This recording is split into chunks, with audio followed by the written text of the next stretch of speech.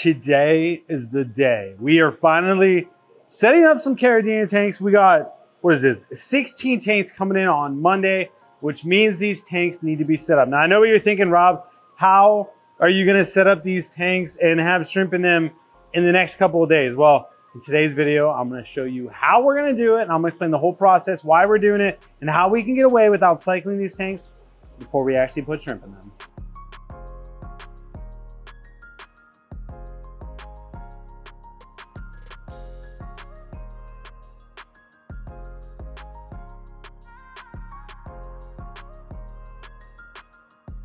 What is going on, all you shrimp keepers? So today is the big day. And first of all, if you guys don't know me, my name is Rob. I'm the owner here at Flipaquatics, and we got some work to do today. So we have a import coming in on Monday, which is 4 days from now. And we need to make sure that these tanks are ready for shrimp. Now you look at these tanks, there's nothing. There's no water, they're not seasoned, they're not cycled. It's gonna be a process. Now, before we get into the video, I highly recommend every single one of you at home to take time to set up your tank, season it for a good month, make sure it has a good cycle going, and then add some shrimp. We're gonna do it in the business express way, which isn't recommended, but you can do it. So if you're one of those impatient people, I'm praying for patience for you because it's way better. I wish these were set up a month ago, but they're not.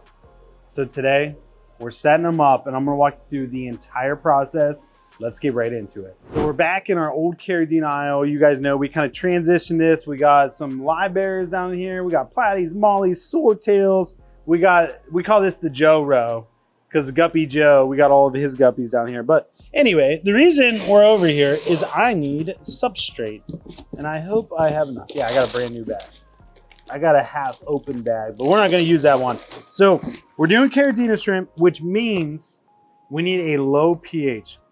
How do we get a low pH? Brightwell shrimp soil. This is Rio Oscuro extra fine. XF is extra fine, 1 millimeter. It doesn't matter if it's extra fine, fine, or medium. Sometimes there's no discrimination. You get whatever you get. And so it might say extra fine, but it's actually medium. I don't know.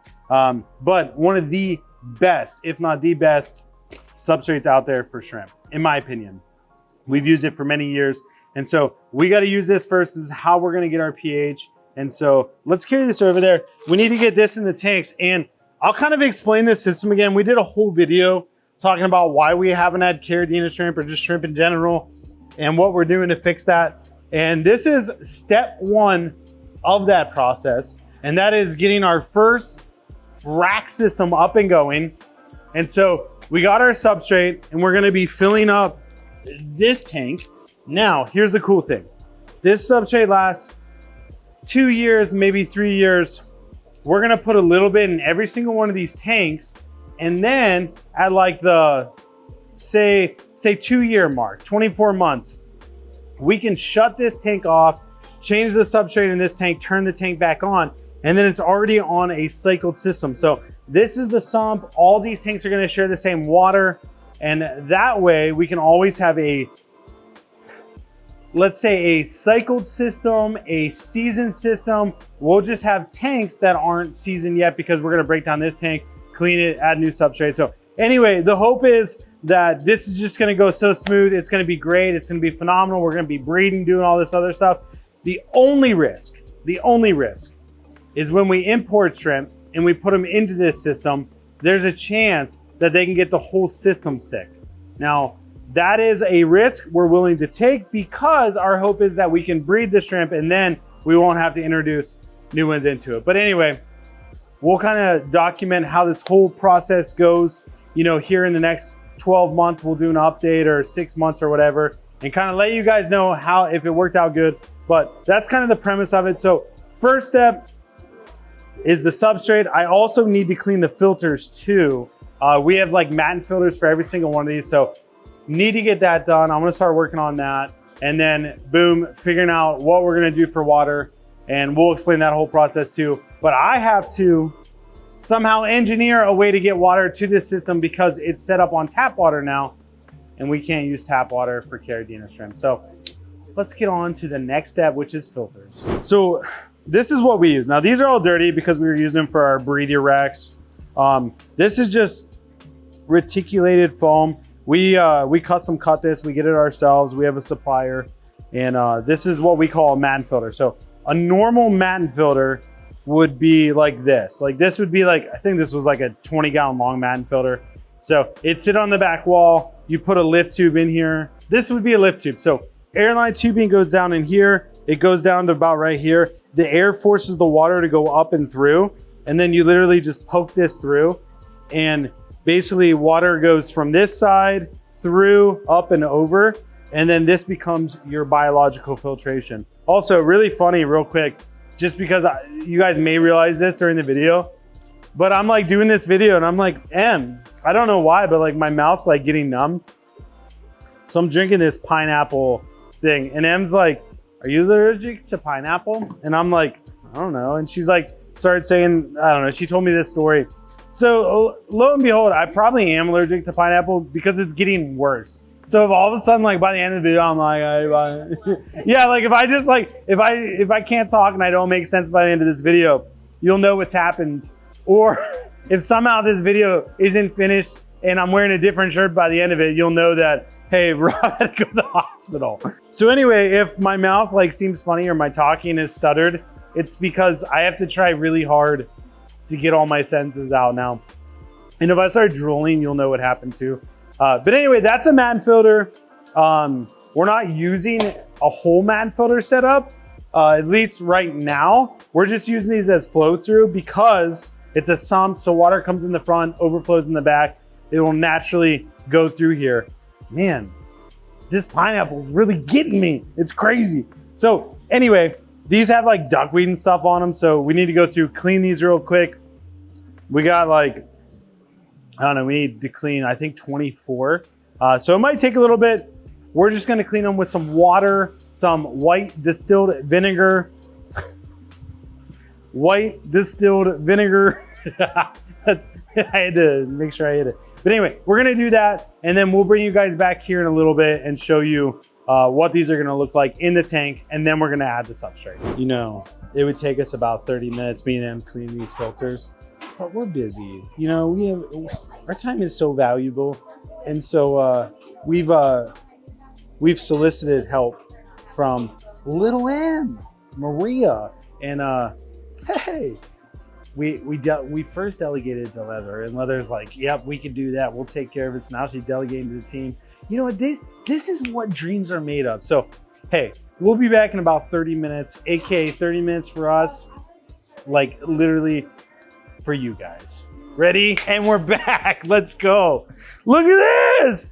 Shout out to Maria getting our filters done. It only took about 1 second. That was crazy. All right, so I won't make you watch me wheel these around because it'll be loud, but we're gonna wheel these over there. We'll start getting them in the tank, and then we'll add the substrate. So like I was saying, we're gonna put these filters in here. I wanted to show you kind of the setup before we get too far. So this is the bulkhead. Water's gonna come in right here, overflow back here. So we're gonna push a filter up against it. Let me grab one and I'll show you. And I'm sure you guys understand it, but it's just better to see it. So again, this is gonna be pushed up all the way against the back. And so the only way water can flow out of here is by going through this sponge. And now shrimp can't get back there, they can't go down the drain. It kind of solves a lot of problems. These do get clogged every once in a while, so you do gotta pull them out and clean them. But that's pretty much it. And how you know they're clogged is the water level will slowly start to rise in the tank. We've never had one, at least not that I know of, actually overflow. So I'm gonna go through, I'll put all these filters in there, and then I'll start adding the substrate and we'll bring you back for that. So we got the filters in there. Still a little crusty, but not bad. You know, good help's hard to find. No, I'm just totally joking. No, these things were nasty before, so they won't make a difference. I mean, there's a little bit of moss on them. I was telling him, this little bit of Java moss will produce, and then we'll have Java moss everywhere. That's just the way it goes. But anyway, we got those in there. We were short one. Apparently I can't count. Or it got lost somewhere. I don't know. We'll find it. Anyway, we need to put this in here. And this is important. People always ask like, oh, how much substrate do you use? The short answer is enough, right? Like, I know that's a bad answer, but what I like doing is I like filling the tank so that it's just above the trim.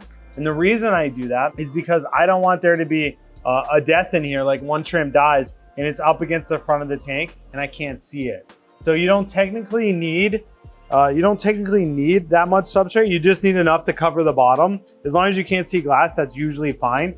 But I'll probably put like, I don't know, 1/4 inch, 1/2 inch substrate in there. I don't want to use more than one bag. So whatever one bag gets me, I'll make it work. I probably won't need one bag, but I guess we'll find out. So this is kind of how I would do it. Should have made a bigger hole in the bag. Learn from me. Bigger hole's better. Not too big though. That'll do. That'll do, donkey. Oh, you gotta get the action shot. Now let me see if that actually works, and I'll go through and fill the rest of them up. So this is kind of what I would do. I want it just above the glass. Yeah, I actually got more than enough. So that's plenty for this. Let's see if I did the same here. One thing that you could do instead of just eyeing it up like I just did is you could get like a deli cup or something, scoop it in there and know that it's, hey, it takes 3 cups of substrate to fill a tank. I'm not doing that. I'm gonna rush through this, but you could do that if you're being very precise. Anyway, that works good for me. So I'm just gonna eye it up. I'll get the rest of these done, and then we'll bring you back to figure out the water, which I still haven't figured out, so we'll figure it out together. One big point to point out, and we did get it all done. It looks good. You know, we spread it out. You know, you can't see any glass anywhere. We went through and, you know, patched some holes that we left. You know, my pouring wasn't perfect. We did put some in here, but the big thing that I wanted to point out is this substrate, you don't want to let it dry out. So that's the reason I took a sealed bag versus an open bag, because when it dries out, it runs the risk of when it gets wet, like just breaking into a million pieces, basically turning to dust. So another thing going along with that is you never rinse this substrate. This type of substrate, anything that's like made out of basically dirt, it looks like little clay pebbles and you can, you know, put them between your fingers and crush it. Never want to rinse it. Rinsing it will only break it down and then it's ruined, you can't use it. And so just a couple of things to point out for you guys so that you don't make the same mistakes that a lot of people make. I've never tried to rinse this stuff, so I haven't made that mistake, but I have left it dry out and then I filled it up and it turned to dust. So that one I have done on many occasions. It just happens, you know. But anyway, so our next step is figuring out the water, and I'll kind of show you real quick kind of what we have to do. We call this our manifold. You have tap water, which is our filtered tap water, and then you have RO water. So I have to finagle all these pumps. We got all these IBC totes over here full of different types of water. I gotta get a specific tote going to this RO water, and then I have to get this water going to this whole system. I gotta drain the tap water out of the lines. And then I have to get to the place where it's filling up just this one. So that's what we got to figure out right now. So you guys hang tight for a second. I'm going to get us most of the way there and then I'll fill you in where we're at. So I got it figured out so far. We got this tank and this tank. I had to check the TDS on them because it's been a couple of weeks since we used them. Maybe a little bit longer than a couple of weeks, not going to lie. But anyway, I got them stirring back up, get them nice and fresh. This one was coming in at like 100 TDS. This one was at 180. We use the Shrimple GH, and the reason we're using RO water, remineralizing it with GH Plus, is because we're doing a low pH system. We don't want any KH in our water, which stands for carbonate hardness, because that will deplete the substrate quicker. The whole substrate works by holding the pH at a certain level, and it does that by absorbing KH into it. There's no KH in this. This is straight RO water, remineralized with Shrimple. And our goal is to be at 150 TDS, which this one was at 180. We don't want that, probably because of a little bit of evaporation from being sitting there for so long. This one was at a TDS of about 100, which is where we made it. Now, people will say, hey, RO water goes bad, it gets stagnant. Yeah, like, I mean, I'm sure if I just let it sit here and didn't stir it up, it'd be, you know, just not good. But what we're doing is we have this valve open, that valve open. We have a pressure pump.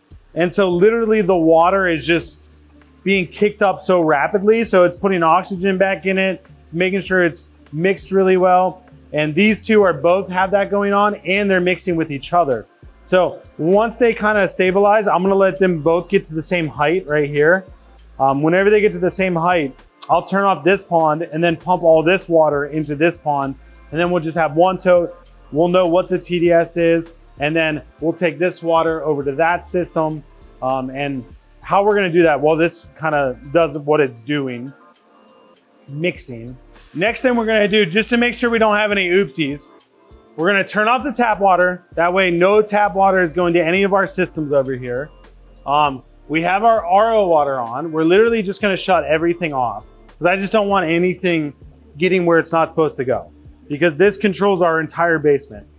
So we have the wall, which is right here. We don't want that one. We want rack A, I'm assuming is the correct rack. I don't know for sure because these have all changed.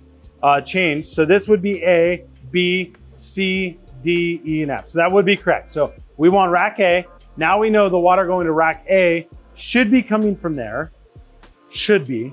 And the way that we know that that's actually what's happening is the only way we're gonna get water out. Let me move all this stuff. Come on, Em, you can fit. We can do this. So the only way I'm gonna get water out of this system to work, and that's this whole system, is if that pressure pump is actually being used. So this is the easiest place to check.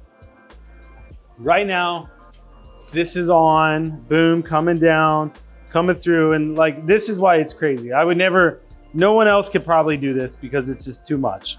But if I turn this on and water flows, I know that I did it right. It might flow initially because there's still pressure in the line. We'll give it a second. Perfect. So we did do it right. So it should, the only way that this would be working is if that RO pump is actually pumping from those two ponds to here. And this also, the nice thing about this is the farthest point from the ponds. So this is getting all the tap water out of the lines too. So I'll let this run just for a second, but that means that our workaround actually did work, and we're able to actually fill that first system up. So that's probably good. Now we need to go get those totes kind of stabilized, make sure it's the right TDS, and then we're gonna fill up our breeding rack, and then we'll get that thing running, and I'll show you all that here momentarily. All right, we're at 154.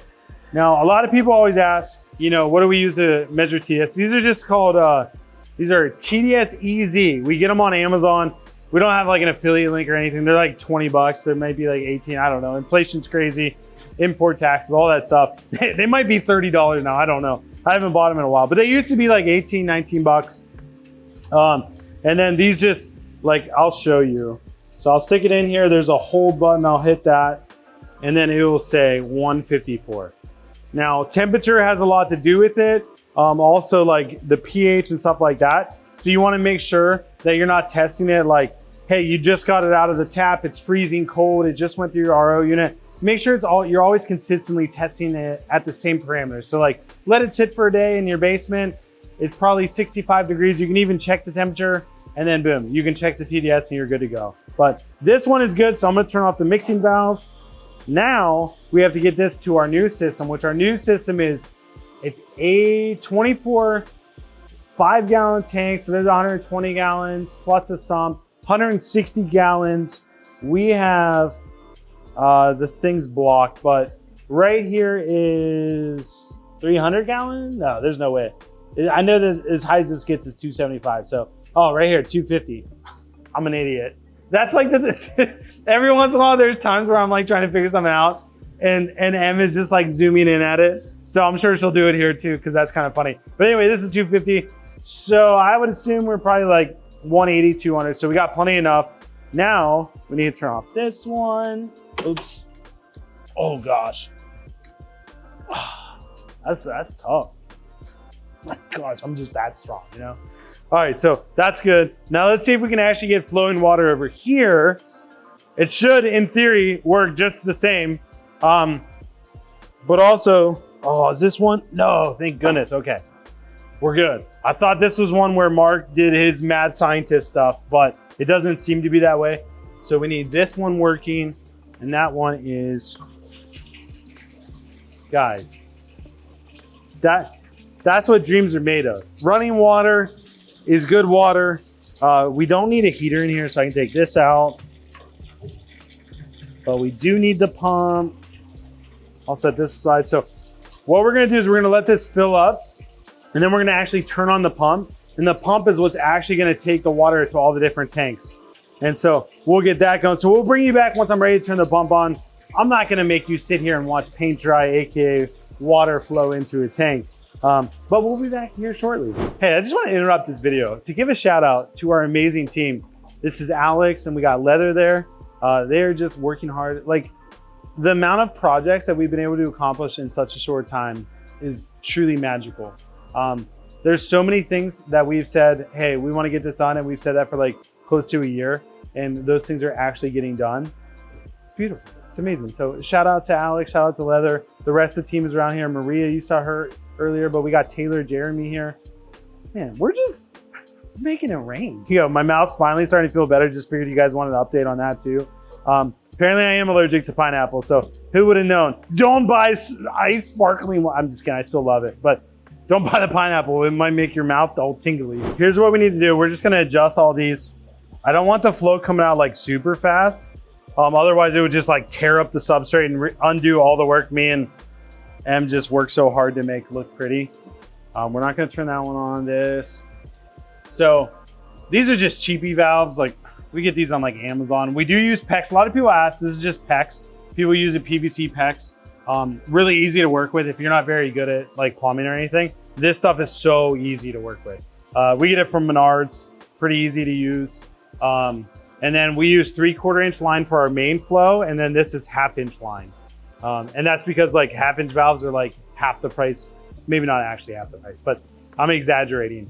1/2 inch valves are half the price of 3/4 inch valves. So, and it reduces the flow a little bit. So all those things work for us. And this is actually to the point where it's going to start going down the drain, which we don't want to waste the water. It is going down the drain and we don't want to waste good RO water. So our pump is right here and we're just using like a Hygger pump. I actually like Hygger. I mean, they've been pretty reliable for us. They got good heaters and good water pumps. So plug that in. We're good to go there. Seems like they're flowing. I turned on the water with my butt. Don't want to do that. I was like, man, something didn't feel right. But anyway, it's off now. So got that. Let's go back around front. Yeah, they're all flowing pretty good. Some of the substrate will float like this and all you do is touch it and then it falls.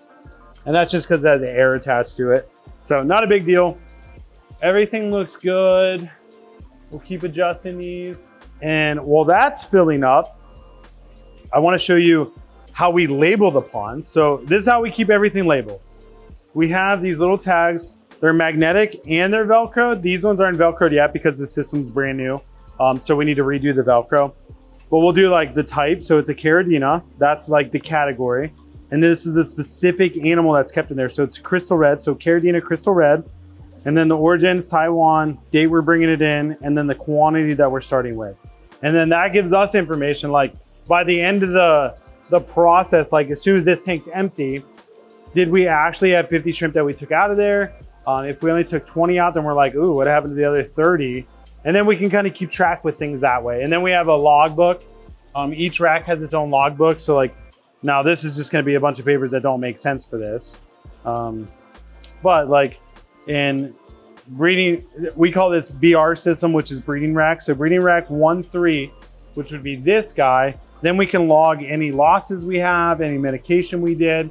And this would just be for this whole system. So this whole system, each page might have its own desk or own logbook, but the system itself will have an entire like, hey, we dosed this system with this med because this is all one unit.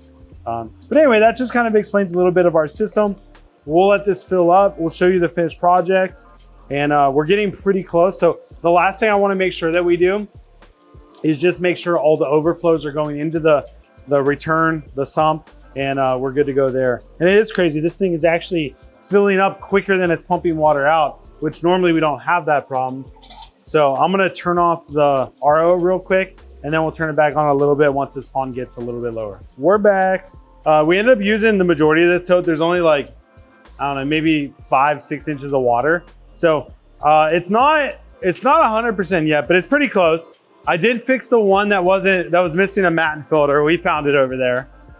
So I did count correctly. So, but anyway, this is what it's gonna look like. Hey, it's Alex again. Shout out to Alex. So this is what it's gonna look like. There's like, these two are still filling up. Those two are still filling up. We got one there, one here. But for the most part, it's going. So a couple of things.